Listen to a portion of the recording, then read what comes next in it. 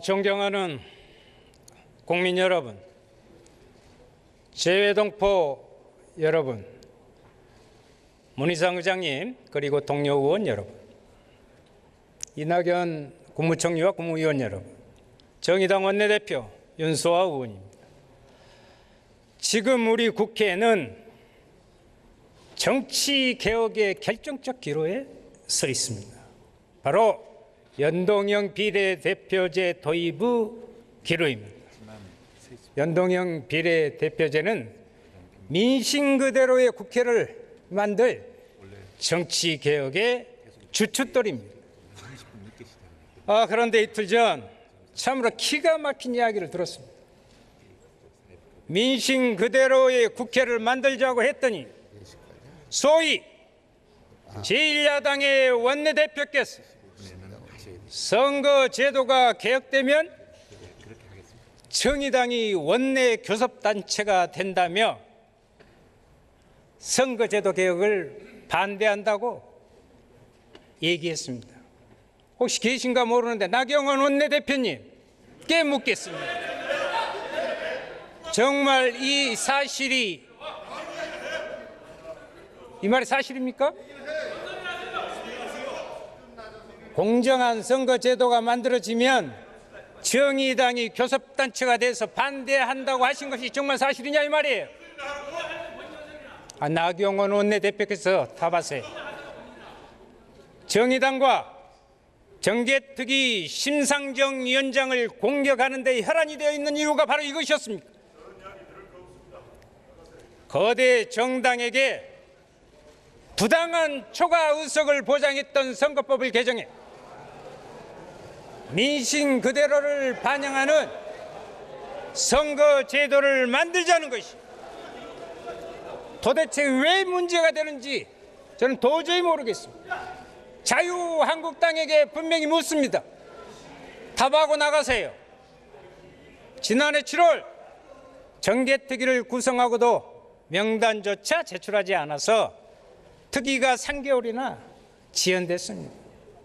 어느 당 때문입니까? 자유한국당 아니에요.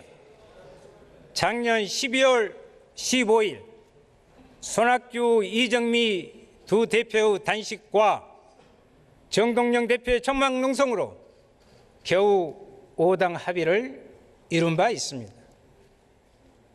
연동형 비례대표제 도입을 적극 검토하고 1월 안에 선거법을 개정하자고 국민 앞에 약속했습니다. 그 합의서에 서명하신 분이 바로 자유한국당, 안 계셔도 보여드리겠습니다. 이 나경원 원내대표의 서명이 들어가 있는 이 합의서입니다. 하지만 1월이 다가오도록 자유한국당은 정개특위 어떠한 안도 내지 않았고 결국 1월 말 합의 처리 약속도 무산되었습니다. 양심이 있으면 가슴에 손을 얹고 생각해 보십시오. 누가 국민을 무시했습니까? 5당의 합의 내용 휴지 쪼가리 만들어 국민을 우습게 보고 무시한 건 바로 자유한국당입니다. 선거 연령 18세 하향도 마찬가지입니다. 오직 우리만 OECD 국가 중 유일하게 선거 연령을 19세로 제한하고 있습니다. 그래서 선거 연령을 18세로 낮추자고 합의했는데 도대체 무엇이 문제입니까? 우리 청소년들이 무엇이 부족해서 안 된다고 하는지 이해할 수가 없습니다. 획일화된 역사 교과서를 반대하고 촛불을 들어 대한민국을 바꿨던 지금의 청년들이 바로 2년 전에는 고등학생들이었습니다. 더 이상 대한민국의 청소년들을 모욕하지 마시기 바랍니다. 한 분 계시네요. 자유한국당에게 촉구합니다. 더 늦기 전에 민심 그대로 반영되는 국회를 만들어 한국 정치를 근본적으로 바꿀 마지막 급행열차, 연동형 비례대표제 열차에 함께 타실 것을 정중히 요청드립니다. 한 가지 더 짚고 넘어가겠습니다. 지난 12월 나경원 대표가 직접 합의해놓고 정반대인 비례대표제 폐지 법안을 내는 것은 철저한 자기 모순입니다. 한국당이 주장하는 비례대표제 폐지는 위헌적일 뿐만 아니라 사실도 아님이 거의 모든 자료를 통해 드러났습니다. 세계에서 복지국가로 불리는 대다수의 나라들이 연동형 비례대표제 또는 완전 비례대표제를 채택하고 있습니다. 선거제 개혁안의 패스트트랙에 대해 한국당은 의원 총사퇴까지 들먹이고 있습니다. 패스트트랙은 불법이 아닙니다. 패스트트랙을 한다고 또 법안이 저절로 통과되지도 않습니다. 330일이라는 기간 동안 얼마든지 선거법에 대해 논의할 수 있다 이 말입니다. 고집과 몽리 중단하시고 현명한 선택을 하시기 바랍니다. 존경하는 국민 여러분, 많은 국민들이 기대를 모아온 북미 정상회담이 결실을 맺지 못한 채 끝났습니다. 하지만 안타까워하고만 있을 수 없습니다. 어떠한 어려움이 있더라도 한반도 비핵화와 평화는 반드시 이루어내야 합니다. 우리 정부에 촉구합니다. 머뭇거리지 마십시오. 더 과감하게 평화의 촉진자 역할을 해야 합니다.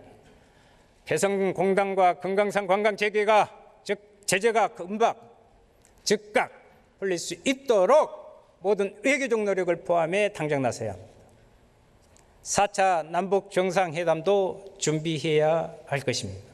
다시 한번 문재인 대통령이 북미 관계의 구원투수가 될 것을 부탁드립니다.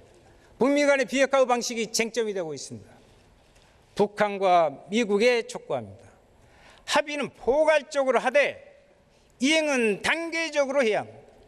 북한은 후손들에게 핵 없는 한반도를 물려주겠다고 했습니다. 그 의지가 확고하다면 포괄적 합의를 하지 못할 이유가 없습니다. 미국은 최종 목표만 주장할 것이 아니라 비핵화 단계에 따른 제재 하나로 신뢰를 보여야 합니다. 양국의 대승적인 결단을 촉구합니다. 아울러 한국당에도 요구합니다. 더 이상 한반도 비핵화 평화체제 구축을 방해하지 마십시오. 미국을 방문하여 완전한 비핵화가 되기 전까지는 제재 완화를 해서는 안 된다고 정언한 바 있지요. 아니 결과적으로 북미 회담에 죄를 뿌린 거 아니에요. 도대체 왜 이런 일을 하고 다니는지 알 수가 없습니다. 자유한국당은 평화가 두렵습니까? 혹시 북한이 핵을 가지고 있고 한반도의 긴장이 격화되어 자신들이 집권할 수 있다는 얄팍한 책략이 있는 것은 아닌지 묻고 싶습니다. 북한과 미국이 공방을 벌이면서도 대화의 끈을 놓지 않고 있는 지금 전 세계에서 딱 세 집단이 북미 간의 대화를 가로막고 한반도의 냉전의 어두운 그림자를 다시 들여오려 하고 있습니다. 미국의 강경 매파, 일본의 아베 정부, 그리고 불행하게도 한국의 제1야당 자유한국당입니다. 한반도에 평화 훈풍이 불면 국가의 대외 신인도가 높아지고 평화 경제의 희망은 되살아납니다. 장기간 군 복무로 학력, 경력 단절을 겪는 청년들도 새로운 시간을 얻게 될 것입니다. 자유한국당은 한반도 평화를 거스르는 행위를 중단할 것을 강력히 촉구합니다. 존경하는 국민 여러분, 촛불항쟁으로 탄생한 문재인 정부의 주요 공약 중 하나는 노동존중 사회의 실현이었습니다. 2년이 지난 지금 우리 사회는 노동존중 사회로 가고 있습니까? 노동시간을 단축하여 삶의 질을 향상하고 일자리를 나누겠다는 약속 지켜주고 있습니까? 지난해 국회는 주당 최대 52시간 노동을 법제화했습니다. 300인 이상 사업장에서부터 시작해서 2022년까지 연착륙하도록 법제화했지만 이 법의 잉크가 전에 달력 근로제 기간을 6개월로 늘리려 하고 있습니다. 6개월 동안 탄력 근로제를 적용하면 무려 3개월간 64시간 연속 근로가 가능하게 됩니다. 지금 현행 과로 기준이요 4주 연속 64시간입니다. 결국 지금 탄력 근로제 기간 확대 법안은 사실상 만성 과로 합법화 방안이며 과로사를 조장하는 방안입니다. 말로는 노동시간 단축을 주장하면서 실제로는 3개월이라는 긴 기간 동안 매주 64시간을 일하도록 만든다면 과연 이것이 진정한 노동시간 단축입니까? 최저임금은 어떻습니까? 최저임금을 올리면서 동시에 산입 범위를 조정하여 최저임금 인상 효과를 감소시켰습니다. 이래서는 안 됩니다. 왜 자꾸만 개혁을 해놓고 다시 또 뒤로 돌아가는 것입니까? 탄력 근로제 확대를 멈추고 최저임금 인상을 통해서 노동 존중 사회를 만들겠다는 약속을 철저히 지킬 것을 정부와 집권 여당에게 촉구합니다. 문재인 정부가 노동 존중 사회의 문턱에서 머뭇거리는 사이에 한국당은 노동법 개혁에 나서고 있습니다. 한국당에 노동 정책이 있기나 하는 겁니까? 노동에 관한 한국당의 유일한 구호는 귀족노조 만국론 이것뿐입니다. 그렇다면 소위 귀족노동자를 그렇게 비난하는 한국당, 저임금 노동자들에게 어떤 행동을 하고 있습니까?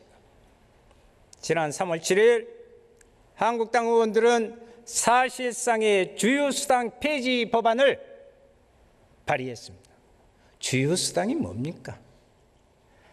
1953년 근로기준법이 제정된 이후 60년 동안 존재해 왔고 88년 이후 30년간 최저임금에 포함되어 왔습니다.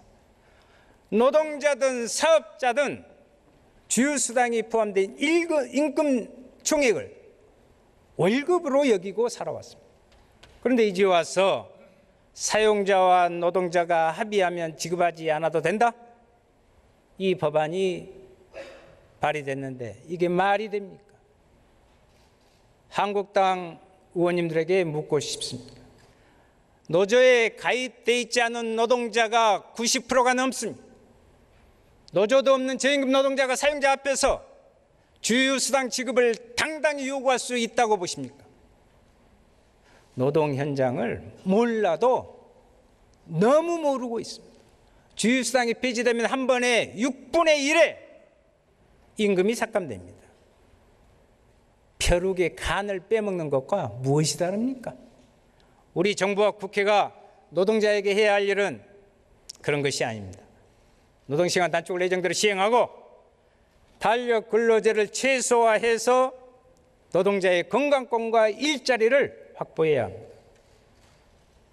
최저임금 노동자의 실질 임금을 감소시키는 꼼수 조치는 중단돼야 됩니다. 대신에 비정규직 노동자들이 노동조합에 가입해도 해고되거나 차별되지 않도록 노동자 보호제도를 정비해야 합니다. 고용보험에 가입조차 못해서 실업급여를 받지 못하는 실직 노동자들을 위한 대책을 마련해야 합니다.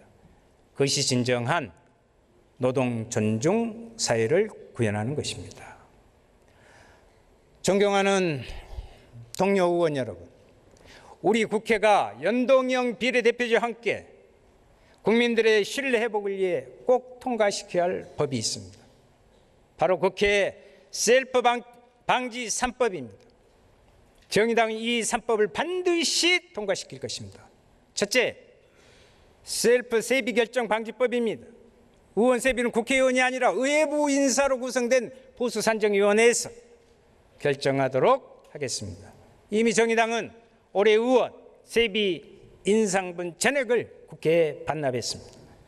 앞으로도 정의당은 국회의원들이 셀프로 결정한 세비 인상은 전액 반납할 것입니다.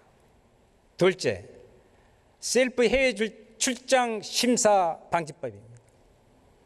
의원 외교활동 심사위원회 철저히 사전 보고하고 사후 평가를 받아서 예산 낭비를 없앨 것입니다. 마지막으로 셀프 징계 방지법입니다. 시민이 참여하는 윤리위원회, 국회의원의 징계를 맡기고 체포 동의안 표결 시에는 반드시 기명투표를 하도록 할 것입니다. 자신의 특권을 내려놓는 국회 셀프 방지 3법 입법에 초당적인 협력을 호소합니다. 국민 여러분께서도 많은 지지 부탁드립니다. 존경하는 동료 의원 여러분, 어렵게 열린 3월 국회에서 반드시 해야 할 일이 있습니다. 먼저 사법농단을 청산하고 진정한 사법부 독립을 위해서라도 법관 탄핵 마무리해야 합니다. 작년 10월 30일 민변에서 처음 6명의 법관에 대한 탄핵 소추를 제안하자마자 정의당 바로 당일부터 법관 탄핵을 발표하고 준비해 왔습니다. 그리고 4개월이 지났습니다. 그 기간 동안 안동지원 판사들과 법관 대표회의의 호소가 있었고 대법원의 징계도 있었습니다. 여기에 우리 국민의 70%가 사법농단에 대한 심판을 요구하고 있습니다. 정의당은 3월 국회에서 양심적인 정당 그리고 의원들과 함께 반드시 사법농단 법관들을 탄핵시킬 것입니다. 둘째, 농민들이 한숨을 짓고 있습니다. 쌀 목표 가격 결정을 더 이상 늦춰서는 안 됩니다. 밥 한 공기당 300원. 기가 막히게. 쌀 1kg에 3,000원으로 쌀 목표 가격을 결정해야 합니다. 아울러 이미 지자체에서 진행하고 있는 농민 기본소득을 전국으로 확산해 나갑시다. 셋째, 골목 상권 보호를 위해 유통산업발전법을 반드시 개정 통과시켜야 합니다. 초대형 복합 쇼핑몰과 아울렛, 우죽순 늘어나고 있는 신종 유통 전문점으로 골목 상권이 통째로 흔들리고 있습니다. 갈수록 어려워지는 중소상인을 위해 우리 국회가 나섭시다. 마지막으로 국회에 계류 중인 미투 관련 법안을 꼭 통과시켜야 합니다. 김학의, 버닝썬, 장자연으로 대표되는 일련의 사건들은 우리 사회가 얼마나 성을 희롱하고 상품화하고 권력을 이용해 유린하고 있는지 보여주는 징표입니다. 이러한 사건들에 대해 해결 의지를 보이기 위해서 국회에 계류 중인 미투 법안을 비롯한 성평등 법안을 3월 국회에서 반드시 처리합시다. 존경하는 국민 여러분, 내일부터 창원 성산구 보궐선거가 시작됩니다. 창원은 우리 당의 대표 정치인이었던 고 노회찬 의원의 유지가 깃든 곳입니다. 지난 정권에서 가장 큰 경제 위기를 겪었던 이 지역에서 노동자 서민을 대변하는 정의당의 후보가 한국당과 경합을 벌이고 있습니다. 이번 창원 선거는 되살아나고 있는 박근혜의 망령과 노회찬의 정신과의 싸움입니다. 5.18을 폄훼하고 반민특위를 부정하는 역사 왜곡 세력과 자랑스러운 항일 독립운동, 광주 민주화 항쟁을 계승하는 역사 바로 세우기 세력의 거대한 싸움입니다. 6411번 버스를 기억하고 이름 없는 투명 인간을 정치의 주인으로 세우기 위해 이번 창원 선거에서 반드시 당선되겠습니다. 노회찬 의원의 유지를 이어 나가겠습니다. 창원 시민과 국민 여러분의 많은 성원을 부탁드립니다. 긴 시간 경청해 주셔서 감사합니다.